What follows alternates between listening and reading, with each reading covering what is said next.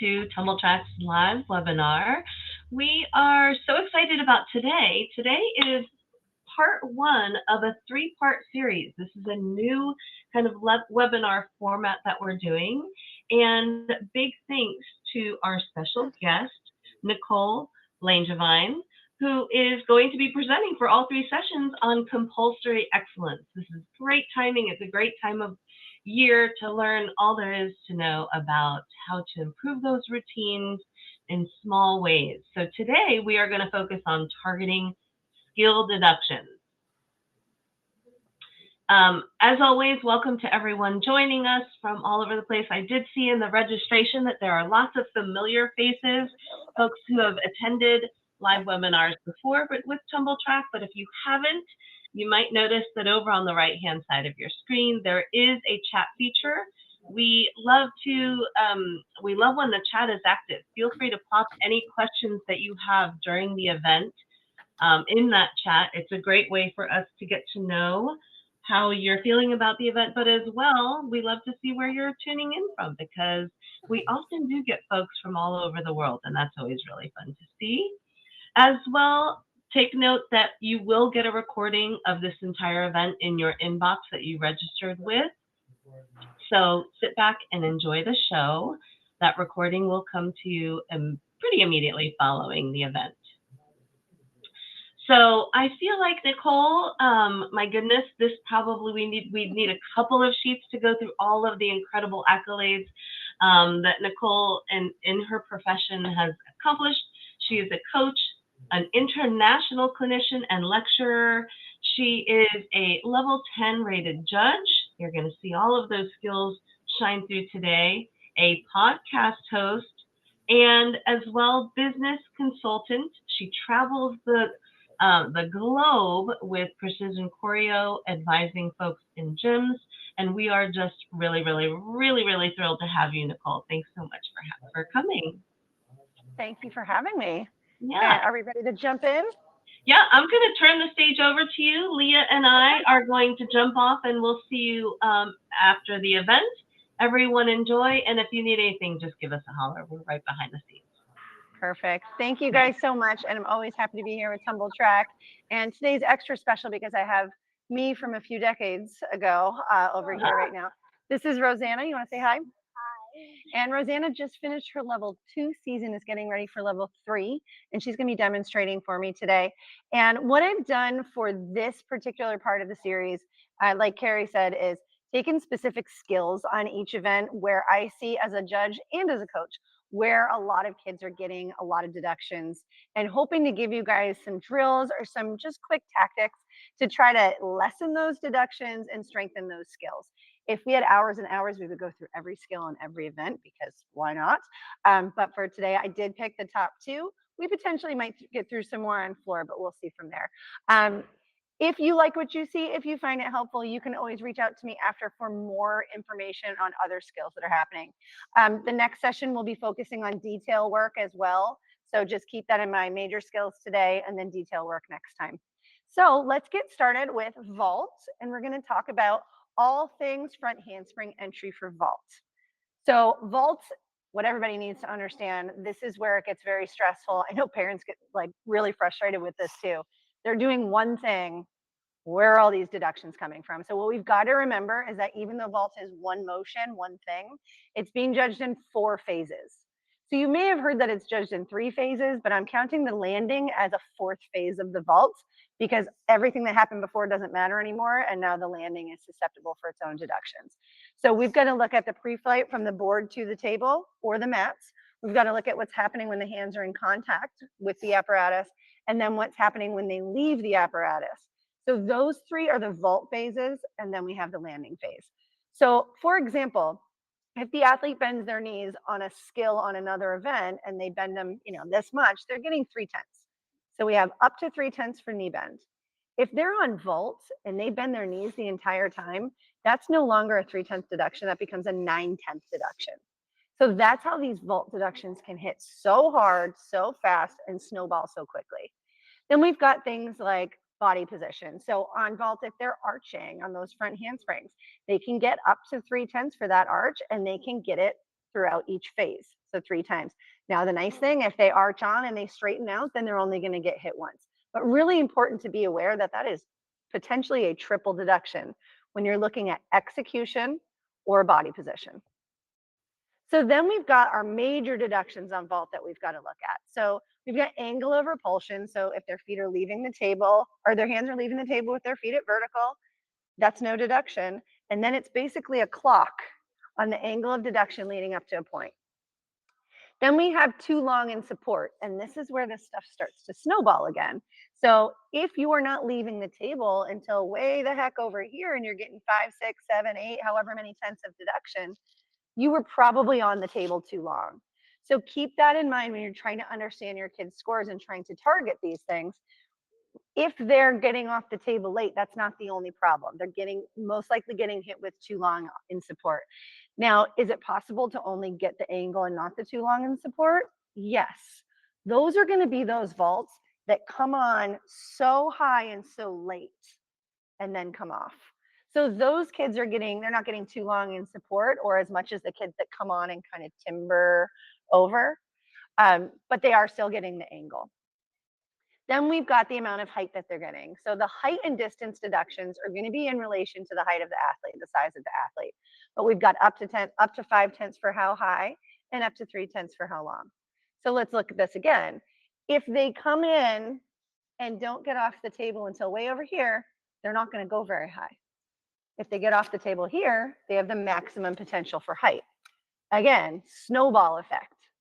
Then we've got the distance. If they're not getting off the table until here, they've lost all their power and now they're just kind of dropping down. So the distance goes away. So not to sound like a broken record, but vault is a huge snowball effect. Oh, I just lost my screen. Okay. Vault is a huge snowball effect. So the nice thing is though, if we can fix one thing, we can usually fix a bunch of other things. It all happens so fast. So it's really important that they are hitting that pre-flight phase in the right shape so that when they make contact with the table or the mats, they are in the strongest handstand possible to sustain the power that is required to then leave the table and launch. So there's this moment right before their hands hit the table that they've got to be structurally sound. It's probably the best way to put it, in a really strong handstand position. And then the rest actually has the potential to happen. So what I'd love to do is show you guys a video that I found of an athlete over at Wildfire Gymnastics in California who does one of the best structurally sound front handspring vaults I think I've ever seen for a compulsory. Rosanna, come get ready.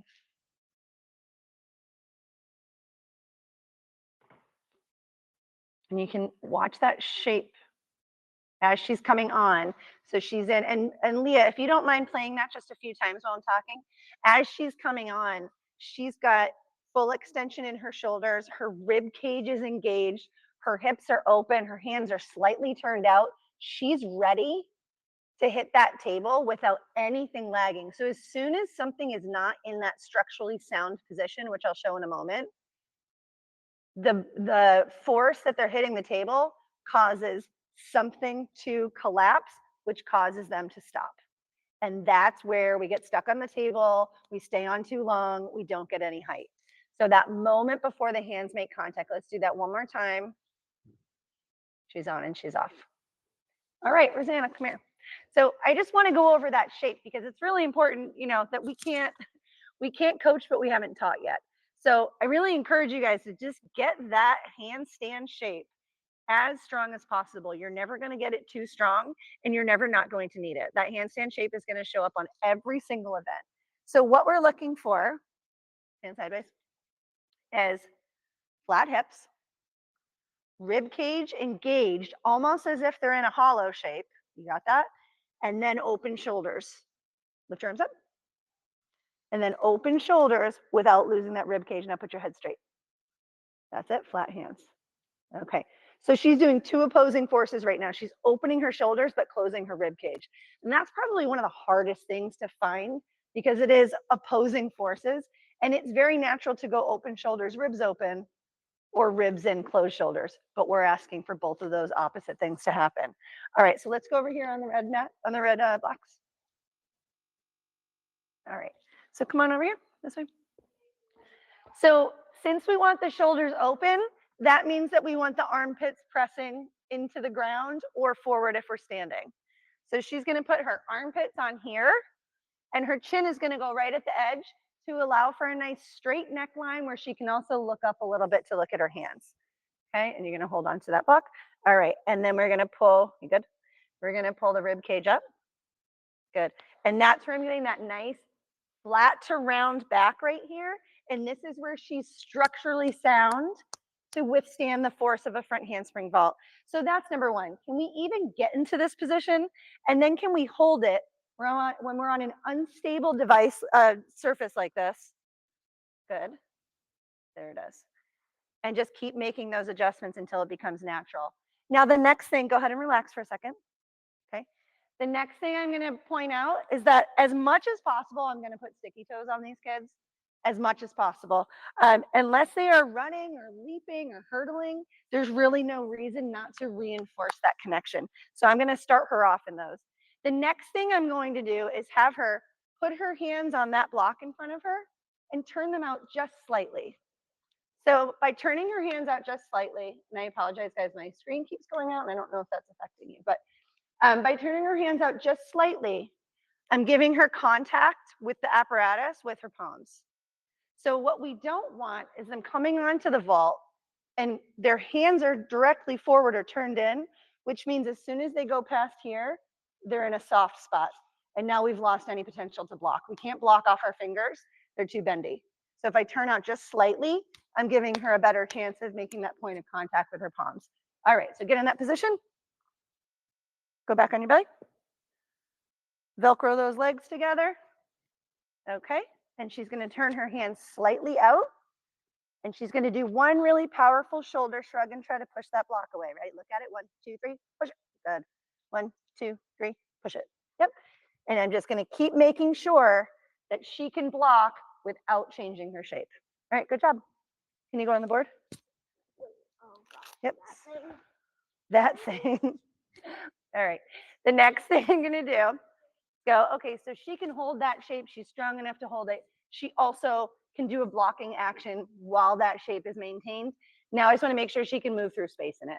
I'm going to put her on a springboard. I like a baby springboard because it's actually going to have a little more give. And I don't want her to jump. So if I had a real hard springboard here, she would bend her knees and jump into doing this. And it's not going to recreate the vault. We want to punch off straight legs when we're on the board. So I'm going to put her on a squishier board so she doesn't have to bend her knees. We're going to acquire that shape. Turn your hands out just slightly. Ribs in, open shoulders. She's going to do a few releves. Let's do 3 releves, and then we're going to rotate through our shape. 1, 2, 3. That gets the board bouncing. Freeze. Fix your shoulders. Open, open. There we go. Find it, find it, find it. Start to turn the hands out. Find it. All right, now we're on an unstable surface. We're going to find it again. Fix your ribs. Fix your ribs. There it is. Ribs in more. Open shoulders. Push, push, push. And then final phase, I want to make sure she doesn't lose it. Right here, hold it again. Open shoulders, ribs in. That drill will eventually, once they get really good at it, if we can isolate them at those different phases throughout it and make sure that they're not closing and changing, then eventually she's going to take that drill. She's not going to need me, and she's going to go right over. That's an automatic way to teach hamstring drive. So I know a lot of us say heel drive. The only reason I'm going to say hamstring drive is because if we do heel drive, lift one leg up behind you and bend it. Heel drive can make this happen. Hamstring drive is going to make everything move together. So the higher in the hamstring that we're working with driving, and that's for leaps too, the higher up on the hamstring we're talking about them activating, the more it's actually going to flip the body over. Does anybody have any questions on vault before we move over to bars?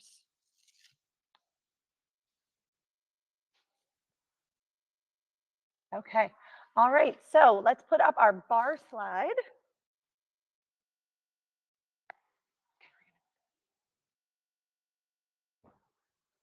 So bars, regardless of level, we've got to look at, are the arms straight? And are our casts at the right angle? Those tend to be the biggest deductions that I'm seeing. Beyond, there's general form and there's body position in the cast, But I would say, in judging most compulsory, a lot of Excel, like the beginner Excel levels and the compulsory levels, once the kids are good, the problem is that they're getting these micro elbow bends that are preventing them. They're getting kind of stuck at like the 9-2 area, and they're missing out on that upper echelon of scores where we're trying to get into like the 9-6s and 9-7s and higher. Those two routines, the 9-2s and the 9-7s, they really don't look that much different.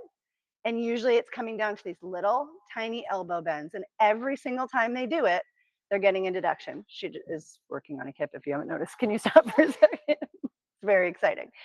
So I got to go back and go, why are they bending their elbows, right? As a judge, I got to take the deduction, but as a coach, I have to figure out why. Now, deduction-wise, I can take up to 3/10 for bent arms, and they're going to have to really bend them to get the full 3. But those little tiny micro bends are going to be at least a 1/2 every time. And that really, really adds up. Okay, can you stand right there? Good. Keep in mind as well, if they're bending their arms throughout their routine, that is a sign that they're struggling a little bit, especially the major arm bends. If they're struggling a little bit, that automatically makes the routine not dynamic. That goes for pausing too. They're stopping in between skills, they're showing a struggle, and then they're not dynamic. Dynamics really is, are you doing hard stuff and making it look easy? And everything in gymnastics is hard. So if you're doing a routine and you're showing any sense of struggle, that's where you're going to fall into that lack of dynamics department. So we've got to watch, again, that snowball effect. Are they bending their arms? Are they stopping? Those are their own deductions. And now we're getting into that territory of dynamics. All right, Rosanna, stand here, please. So let's talk about our elbow bends. Leah, we can come out of the slide and then actually come back to it if that's okay. So for our casts, we want to make sure for everything on bars that we understand short neck and long neck. This is an entire bar routine. The neck is either short or it's long, depending on where they are in a skill and what they're doing. If that concept isn't grasped early on, it makes bars a lot harder. That's the very first part of understanding how to let the bar work for you and how to swing with the bar, just like we do on a swing set. If they're pulling when they're supposed to push and vice versa and trying to muscle things and manipulate it, they're losing the whole idea of bars and how people are able to do routines like that are happening at World Championships right now and look like they're just playing.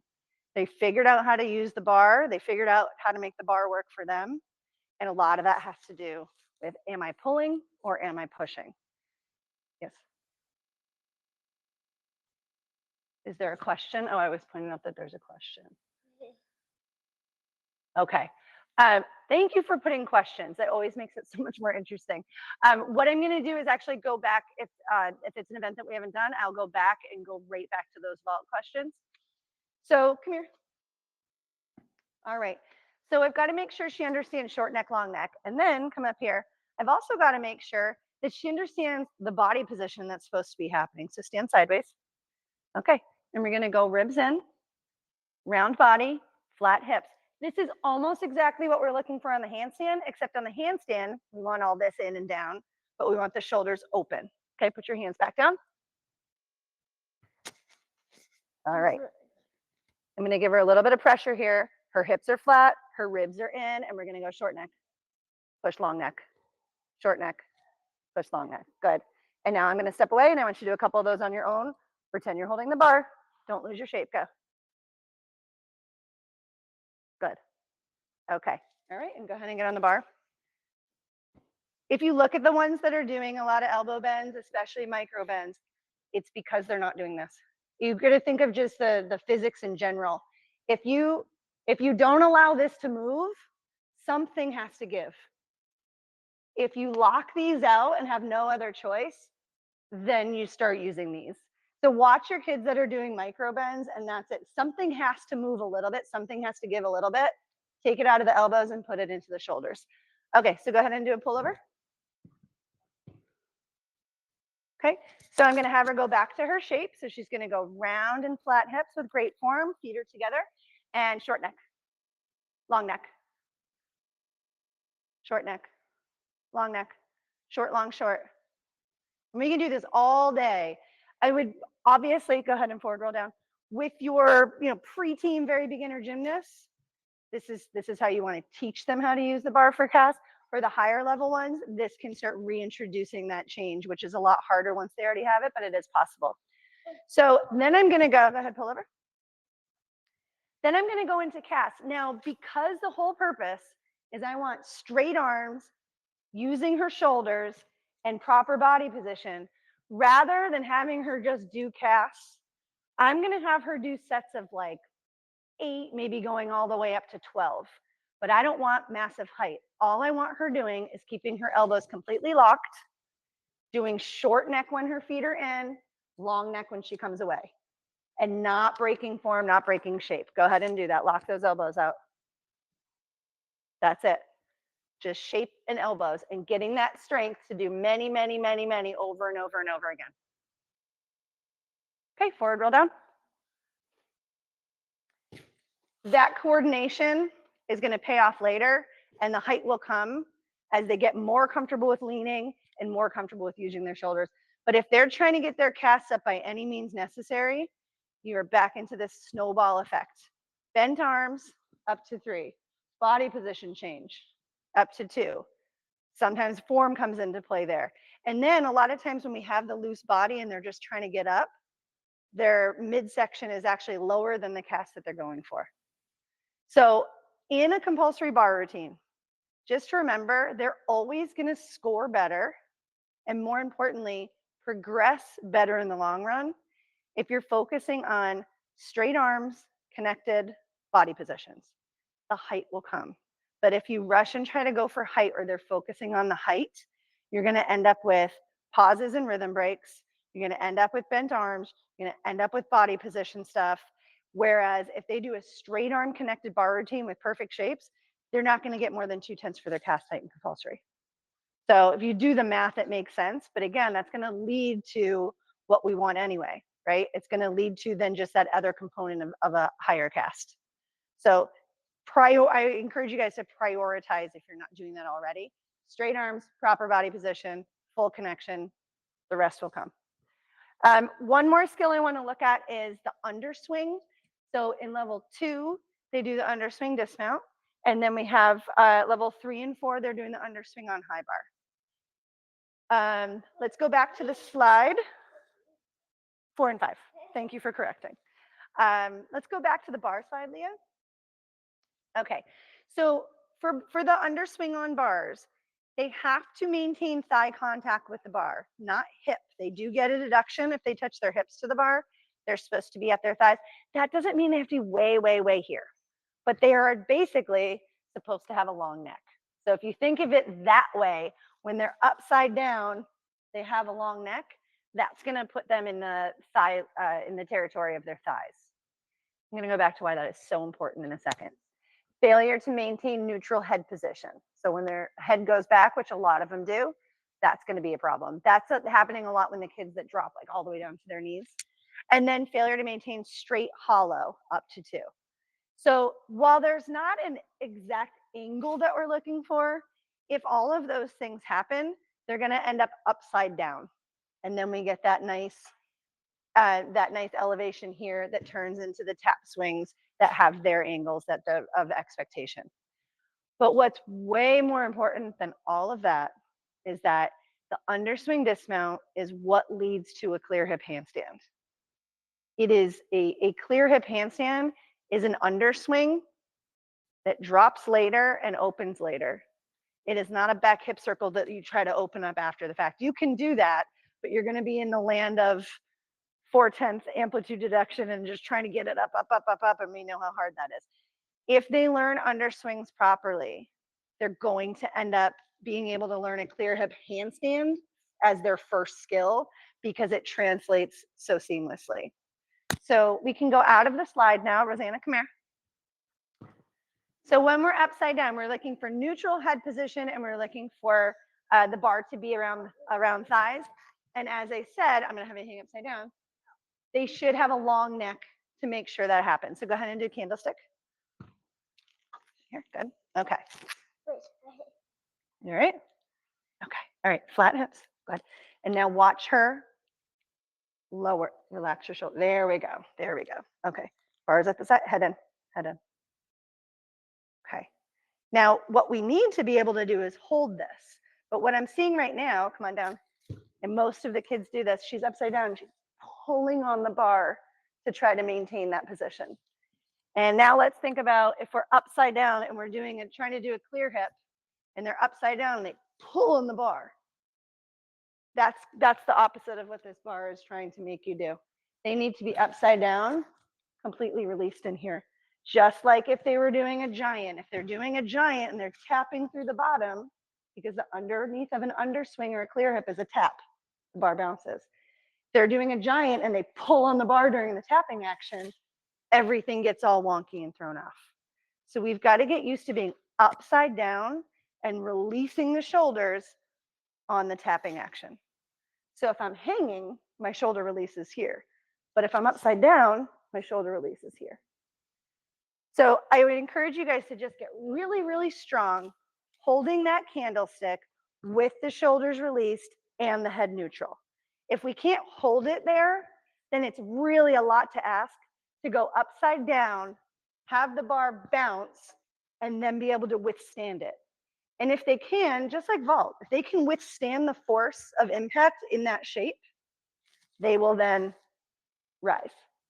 If they're out of alignment when they're underneath the bar, they're going to drop.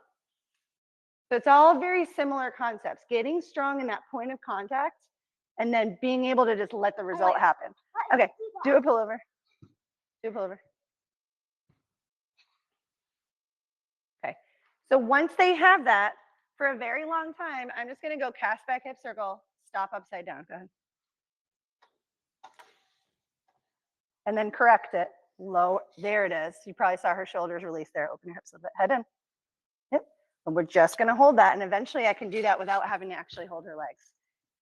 She can do that. Then when I step away, if she's able to hold the shape, it's going to turn into an underswing. And that's where our clear up handstand is going to come from. One last thing I want to show for our little ones is the glide swing into the pullover that we're doing in level 2 and 3 if they're not doing the kip. Remember, there's no shame in that game of not doing the kip. If you're not doing it with perfect form and straight arms, you're getting a deduction. So just be careful of that. When they're doing the glide swing back, they've got to come back and feet make contact with the ground with straight arms. They have to complete the glide with straight arms. They can punch into the pullover, but they cannot bend their arms until they've left the ground and they're initiating the pullover. So can you just do glide to stand for me? Oh. Yep, glide swing to stand. Fix your shape before you go. Okay. Glide and freeze. Then pull over. And push. Push right away. Okay, forward roll down. So this is why I kind of prefer to have the stop, because it's just training wise, it's good for them to reinforce that shape, but it's very clear that they're stopping with straight arms. Now what I want you to do is go glide swing, bend your arms on the way back, and punch right into the pullover. How do I do that? You got to do it the wrong way. I can't do that. Put your feet together. Okay. I'll try, but I can't do it the wrong way. Go ahead. Sure you can. Bend your arms. Kind of. Okay. All right. So long story short, just watch that deduction, because if they bend their arms before their feet make contact with the floor to do their pullover, they're technically bending their arms on their glide. So that's another potential 3 to watch for, and it's a pretty easy fix. Punch with straight arms and then bend the arms on the pullover. Okay. All right, we're going to move on to floor. If there's any bar questions right this moment, and if they come up later, put them in the chat and I'll address them at the end. Okay. All right, we are going to move over to beam. I know I said floor, but I meant beam.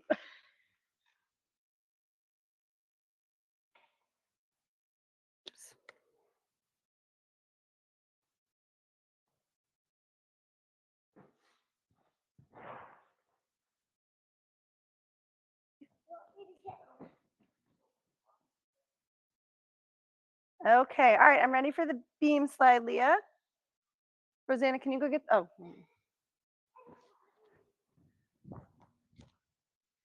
All right, so for beam, we're gonna focus on our handstand and our dismount, which is yet another handstand.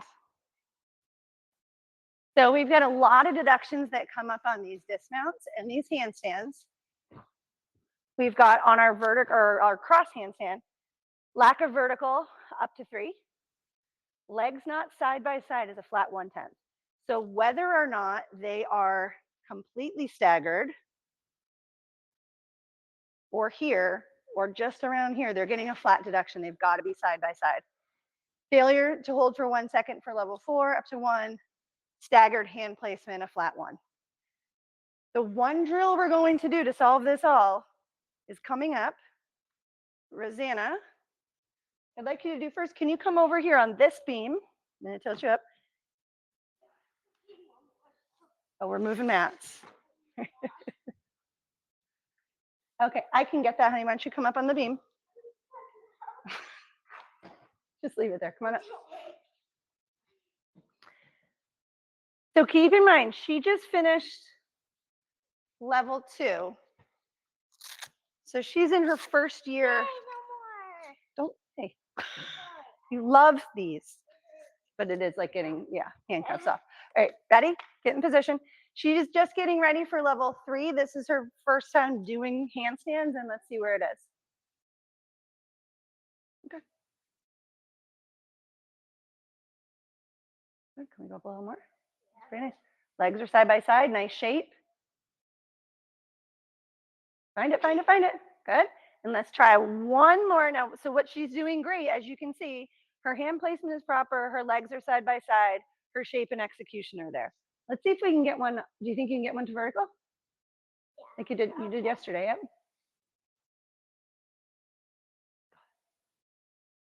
Got it. Oh, that was closer. That was closer. Okay. You're right in there. You're right in there. Okay, go over to the other beam.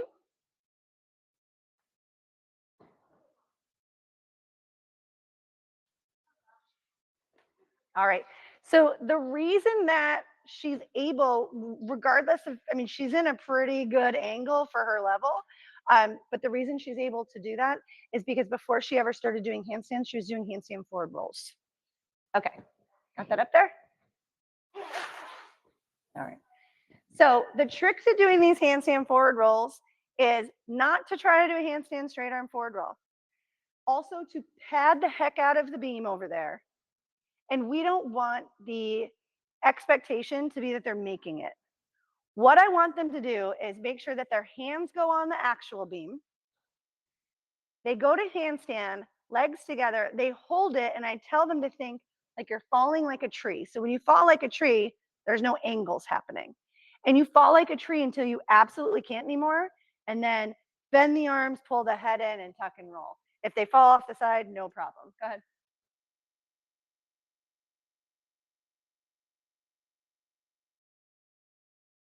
Okay, so what you probably saw was a moment of her at vertical, and that's the magic of working these. So instead of trying to get your kids to kick higher, go higher, I have found that this right here is literally like the magic ingredient.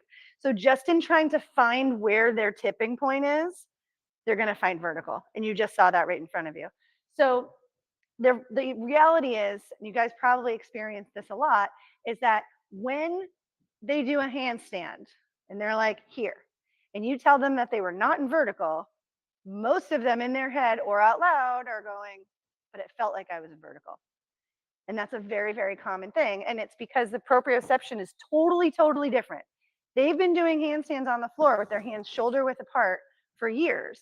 They know what vertical feels like. They also have been having the weight and the pressure in their fingers when they're upside down in that vertical handstand to know that they're there. A vertical handstand, a held balanced handstand, is not just finding vertical, it's fighting from falling over. That's the only way that you balance in a handstand. It's the moment before you feel like you're gonna fall over. You counterbalance by pressing your toes, by pressing your fingers. You're making the camera shake, please stop. You counterbalance by pressing your fingers, and that's what makes you stay. So when they know what that feels like on the floor, and then you're like, okay, well, we're going to put our hands here and turn them out, and some of them are going to be on the side of an object, that changes everything. So a vertical handstand and cross handstand is actually going to feel like they're past. So we've got to give them the freedom to find where that is, to understand, oh, I was here and I still didn't even have to roll. Oh, that must be safe then. And then we get our vertical handstand. Okay, can you go over to the low beam so we can look at some dismounts? All right, Leah, if you wouldn't mind putting the beam slide back up, that would be great.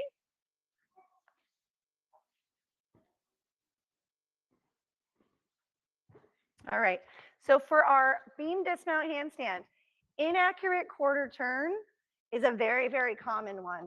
I can't tell you how often I'm judging, and this is for the optional levels too, but have a really, really, really great routine. And then the amount of deductions that start to come from the dismount can take a routine from winning the event to not getting on the podium. More so in our optional levels, but definitely in our compulsory levels as well. So this inaccurate quarter turn thing is up to a 10th. So that means, Rosanna, can you come here?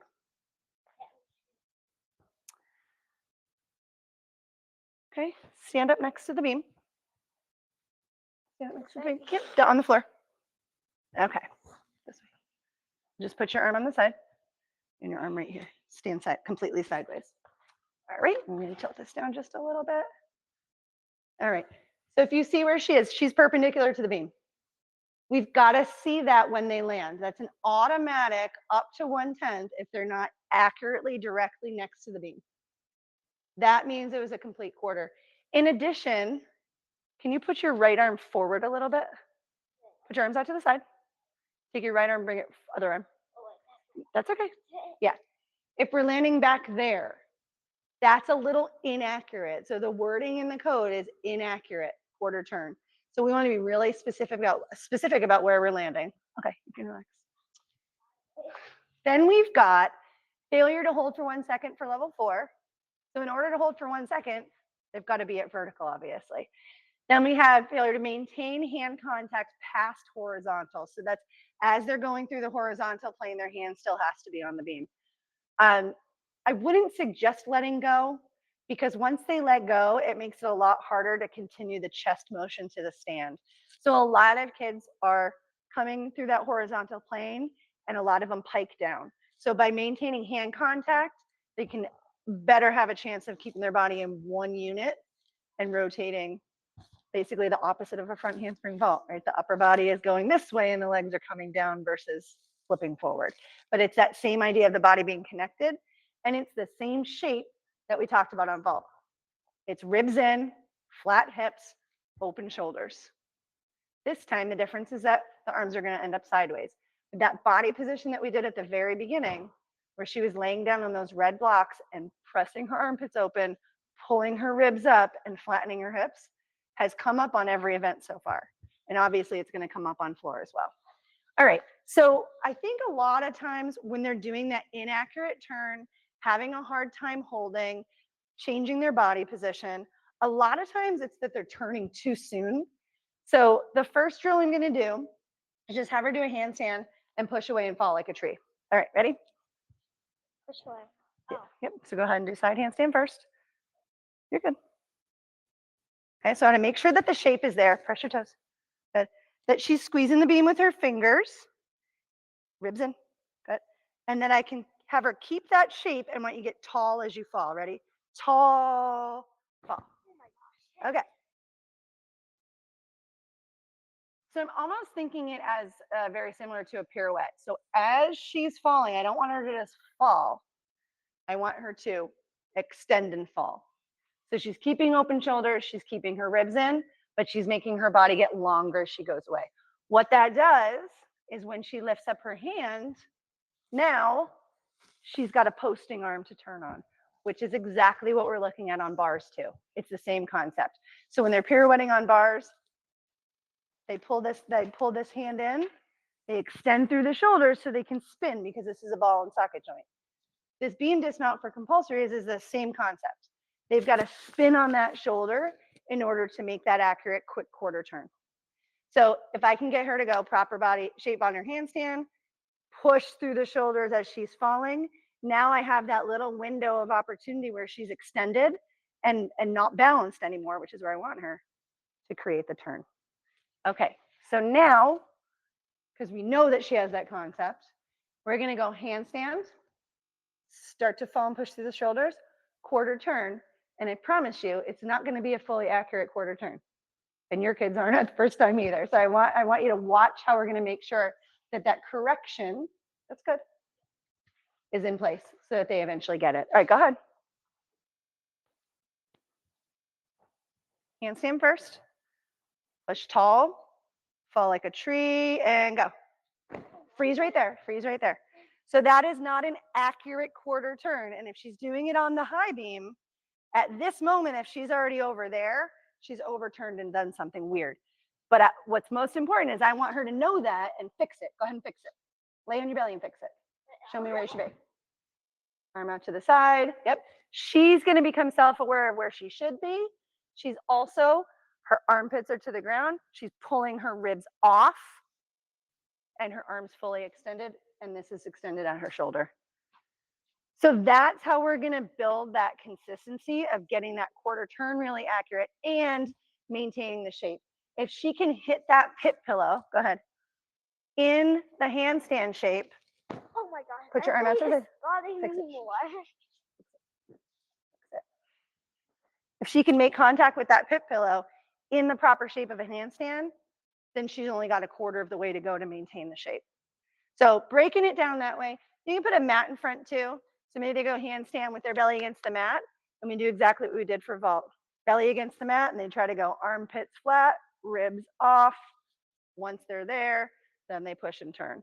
But this is a really strong drill to target most of those deductions that are coming up on beam dismounts. That's better. Yep. Little ribby. Okay. All right. Any beam handstand or dismount questions?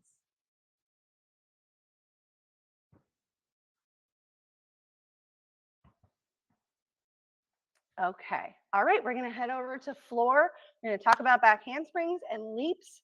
And then I'm going to go back and check out your questions.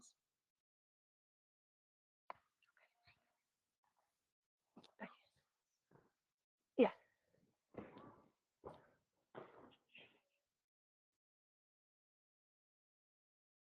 Okay.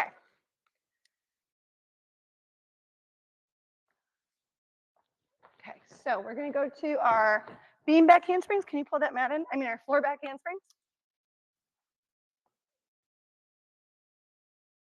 Oh, my slides went away. There we go.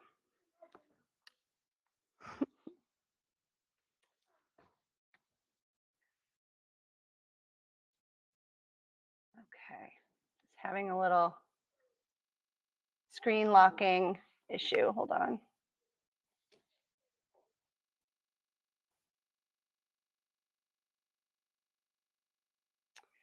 Sorry, everybody.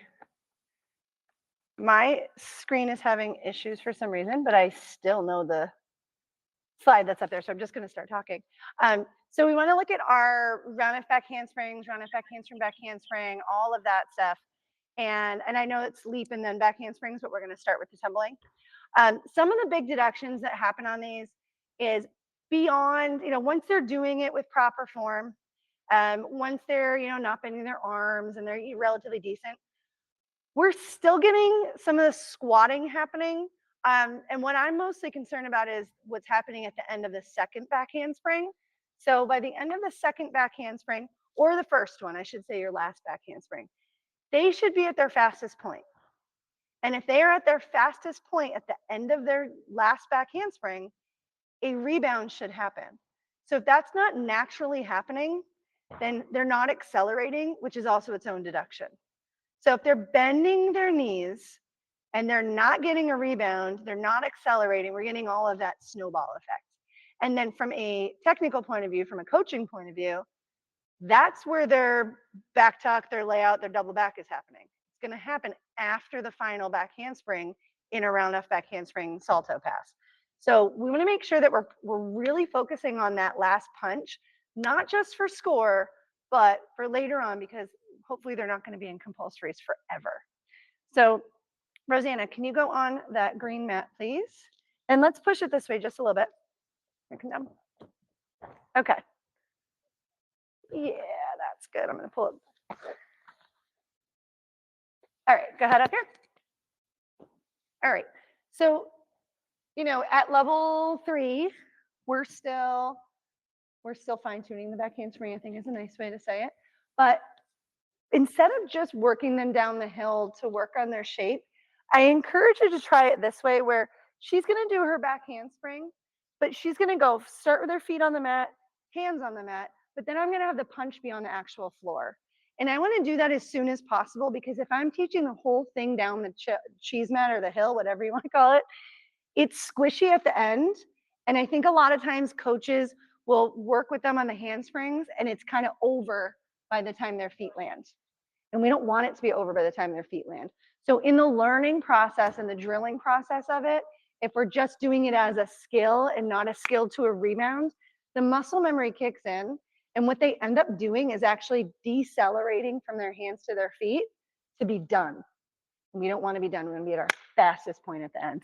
All right, go ahead. Can you go handspring down the mat to rebound? Feet are going to go on the floor.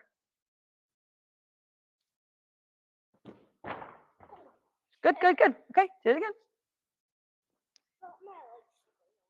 Let me move this. Come off the mat a little bit. She just informed me that her legs separated a little bit. So we should have our sticky toes on, but we're going to, just for efficiency's sake, we're going to keep going. All right, go ahead and step up.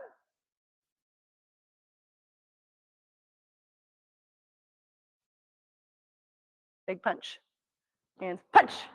Good. And you can see her pushing right through her toes. And she's used to doing it this way, which also makes a difference. But definitely something to look at. You know, just a little detail to put into what you probably are already doing as far as tumbling drills. Focus on that punch as part of the actual skill. Something else to look at, Rosie, let's pull that air barrel over here. And we're just going to do the back of the hand slap. Yep. Really so, you know, when they're getting deductions on their tumbling, it's usually symptoms of something technically that's not happening. Another thing to look at that might be overlooked is how fast are their arms going into the back handspring.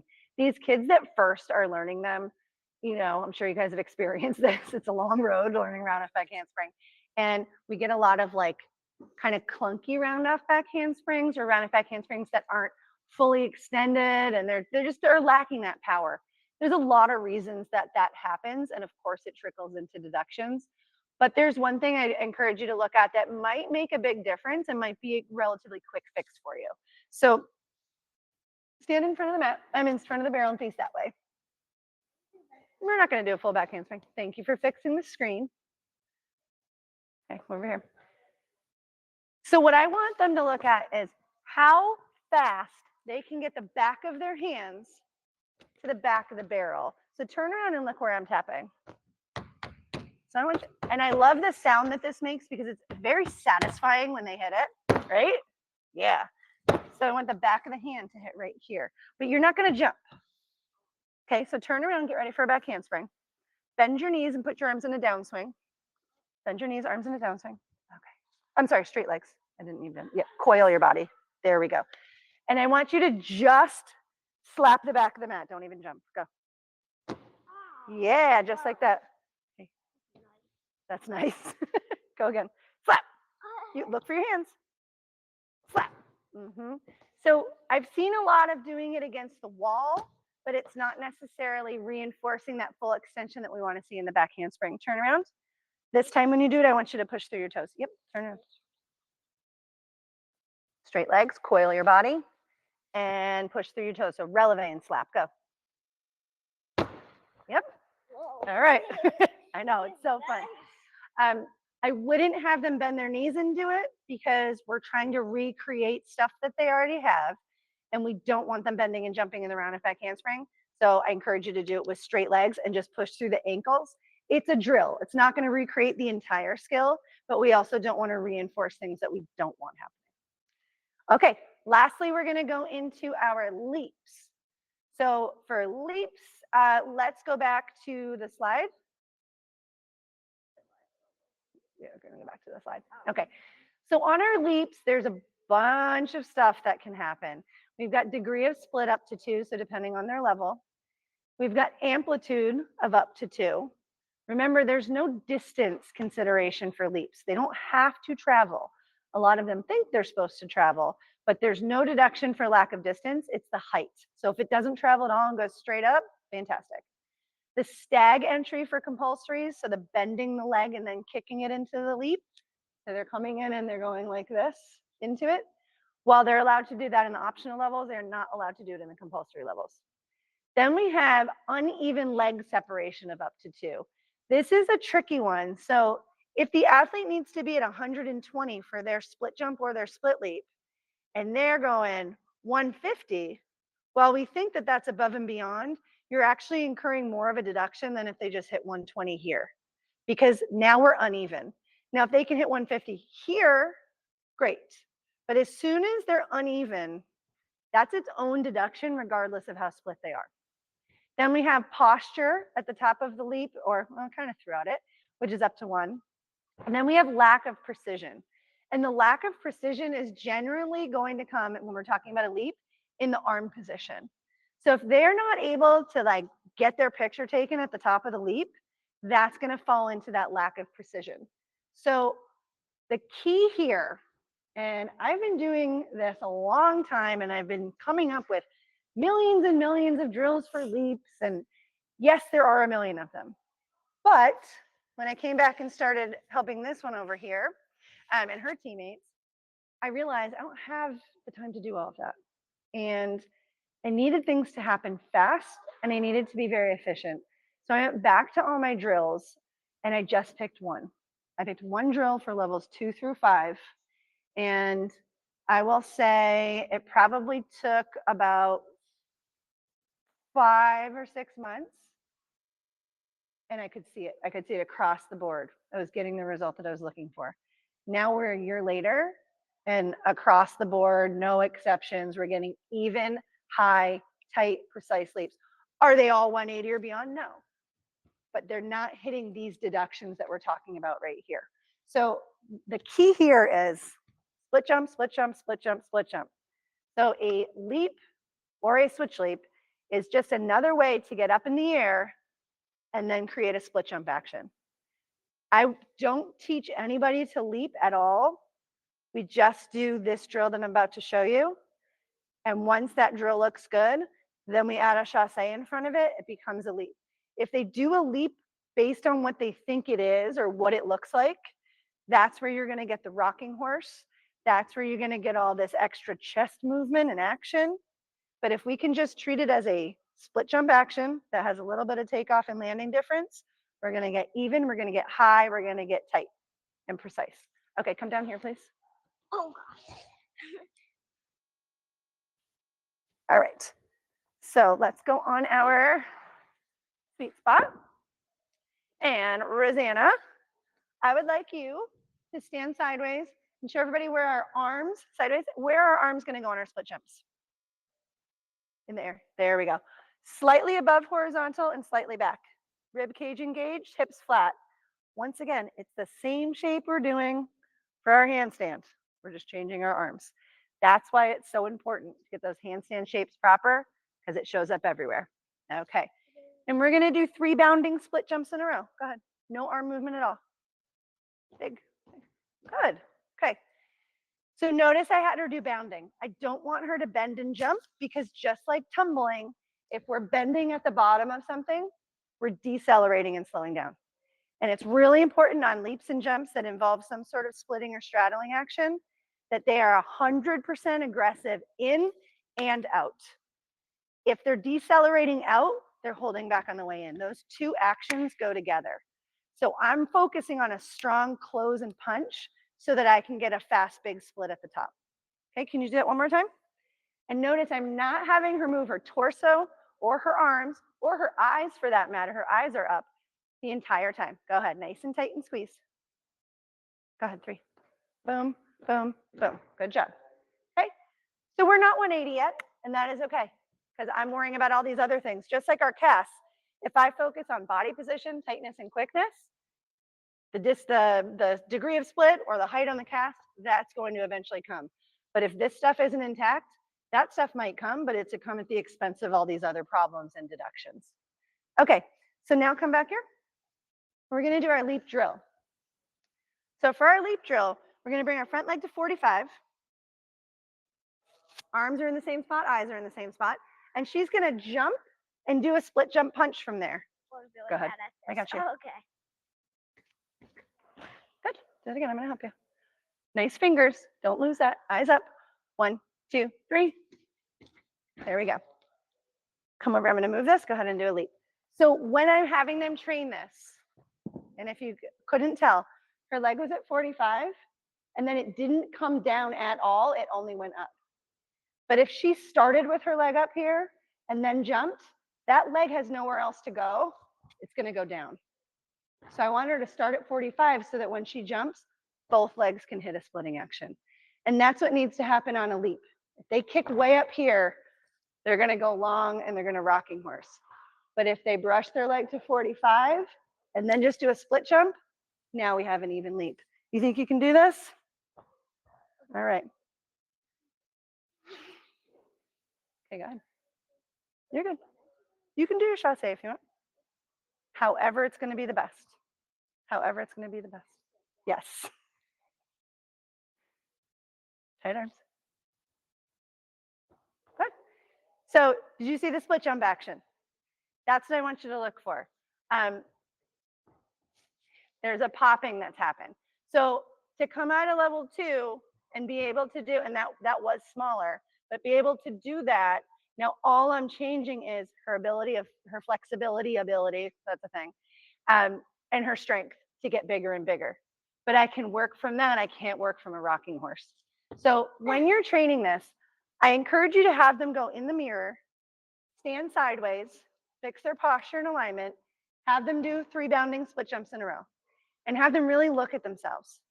Then do a leap drill and look for the exact same split jump. That's so important for them to recognize, did that drill look the same as my leap did once it was at the top? And if it didn't, just keep alternating and going back and forth. So you're reinforcing how that drill actually pertains and also how it feels so that you end up getting a strong split leap.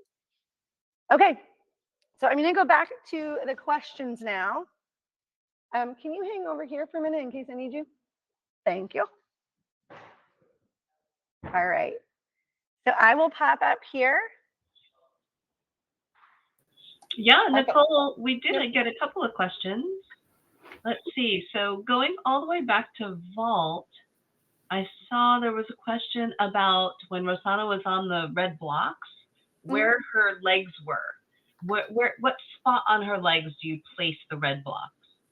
So the most important thing is that she's got it across her armpits with her chin here. That's number 1. Anything under her hips is going to be fine.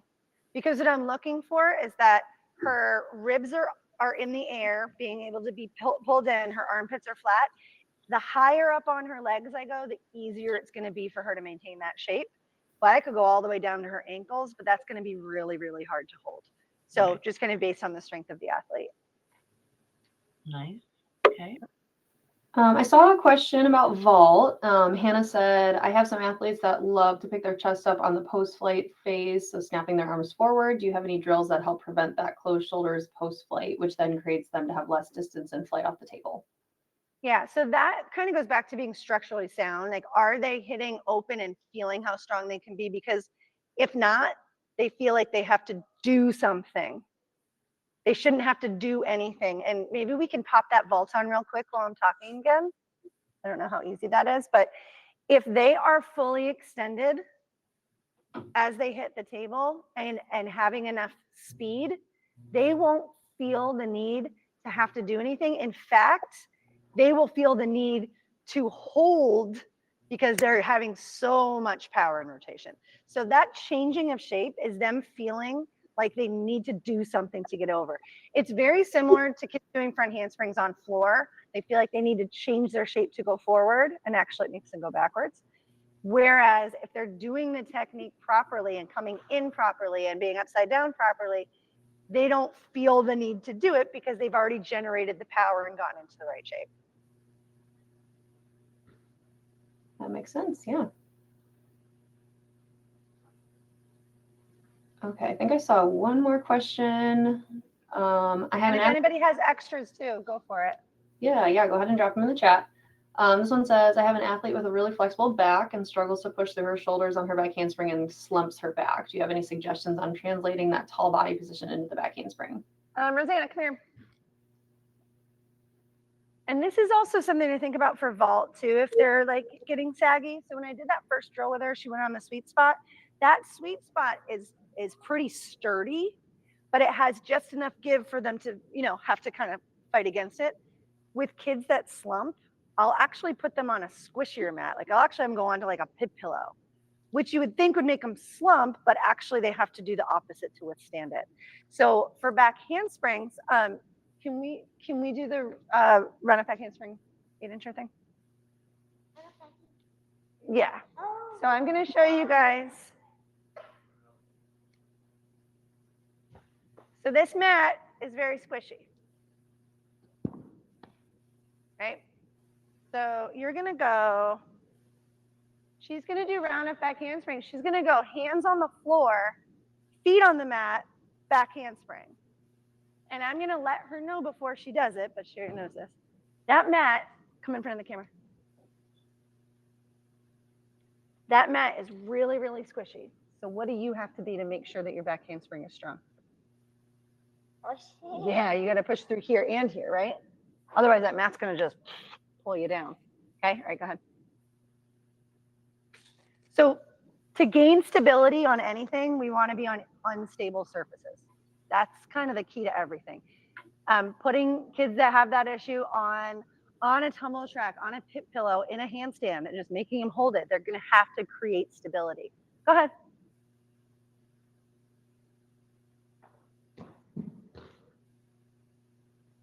You do that one more time. So yeah, against what you would think, she's extremely tight because the mat is extremely soft. One more.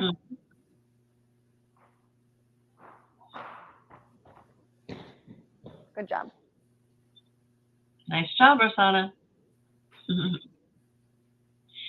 All right, let's see. I see Diana just asked a question. Do you have any drills for level 3 to keep doing back extension rolls instead of to 45? Yeah, so that rule has changed though, just so everybody knows. They don't have to be at 45 anymore, which personally I thought that was a really tough rule. They have to be above horizontal and they have to be, it's about the shape. That's let me try that again. That's what they're caring about. So what we don't want is them getting to handstand by any means necessary. And I understand that that's probably where that 45 came from. But at this point, above horizontal, under handstand, and just holding the shape. Rosie, let's do our back extension roll drill. So that's what I would wonder, Diana, when you're doing that, are they like changing their shape to get to handstand, or are they just doing it excellent and opening with no body position deductions or arms? Because that's the other thing to think about. All right, lay on your back. We're gonna tilt you down just a little bit. Come over here. Okay, lay in a candlestick. Okay, so I'm gonna focus on the moment that they open. So I'm gonna get my candlesticks. I'm gonna get my flat hips, ribs in, squeeze those legs, fingertips in, back extension roll.